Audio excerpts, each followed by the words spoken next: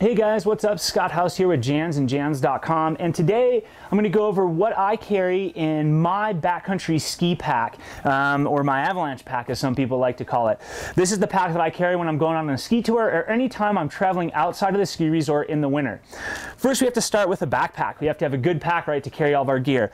I carry the Black Diamond Anarchist Avalung pack.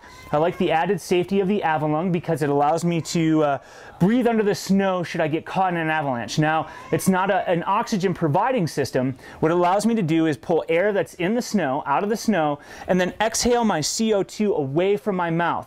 When we exhale, we create an ice lens, and that's what causes suffocation. So by exhaling through the pack and putting it away from our air pocket, we don't create that ice lens. So once we've got our pack selected, and pack is personal preference, you can choose what you'd like to have, we can move into what we have to put into our pack. The first thing that you're going to need in any pack is your safety equipment. And when we're traveling in the backcountry in the wintertime, that starts with your shovel, probe, and beacon. Okay, so for my shovel, I like to have a metal bladed shovel with an extendable handle. So this guy, just extends right out, as well as an ergonomic grip. This is the Ortovox Pro Aluminum 3 shovel. It's a great shovel, works really well for me. A standalone probe. So you need a probe, an avalanche probe. Most people are buried about 6 feet under the snow for a common avalanche. You do not want to rely on a probe that is stored in a shovel handle or as just a standard ski pole. They're not going to be long enough or strong enough to get through avalanche debris. So get a standalone probe that's at least 240 centimeters long.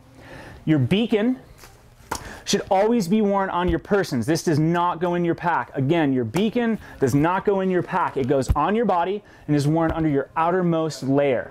Okay? So you always have a beacon when you're traveling outside the ski resort in the wintertime. Other items that you're going to have in this pack. First aid kit. You're responsible for your own rescue when you're in the backcountry. And having a well-stocked first aid kit is super, super important. In my first aid kit, I carry a bunch of different items. The basic items that you're going to need to carry are things to deal with blisters. You're also going to want to carry any type of bandages. So I have a lot of different size of gauze, a lot of different ACE bandages, Coban. I've got duct tape in there, triangle bandages, 4x4 gauze bandages, anything to deal with basically a laceration, a fracture, or a blister, kind of the common things that you're going to see in the backcountry. I have a SAM splint, which will help stabilize a fractured bone. As we move on from our first aid supplies, we have to go into what we have for extra layers. It's super cold in the wintertime. We're going to be wet. We're going to be sweating. It's a lot of hard work, so you want to make sure you have lots of extra layers. I carry a puffy jacket that goes over my entire outer layer kit.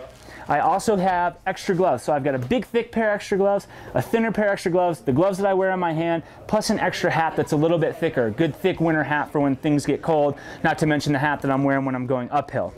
I have navigation devices that I like to carry. I carry a compass as well as a GPS.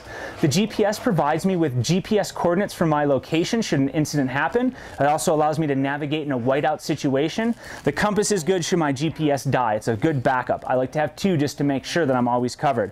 I also carry a cell phone. Here in the Wasatch we have great cell phone coverage, but you should always have your phone with you carried in your pack at least 12 inches away from your beacon and turned off. Whether or not you get cell service, it's always a good idea to have it. You never know when luck might strike and you might get a signal out in an emergency. Food and water is super important, obviously, for traveling in the backcountry. Here you can see I carry some energy bars and just some light, like sweet snacks, a little chocolate bar here, anything that you like, dried fruits, nuts. You want to carry things that are easy to eat, easy to digest, and easy to pack. Keep that in mind.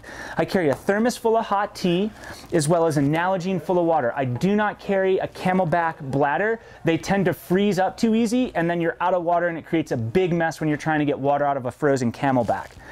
Also, goggles and sunglasses. You're going to need goggles for when the weather turns inclement, and you're going to want sunglasses for when it's nice and sunny and you're moving through the terrain. So I carry my goggles in a bag in my pack, and I use my sunglasses for all the other times I'm not in my goggles. I have a full repair kit.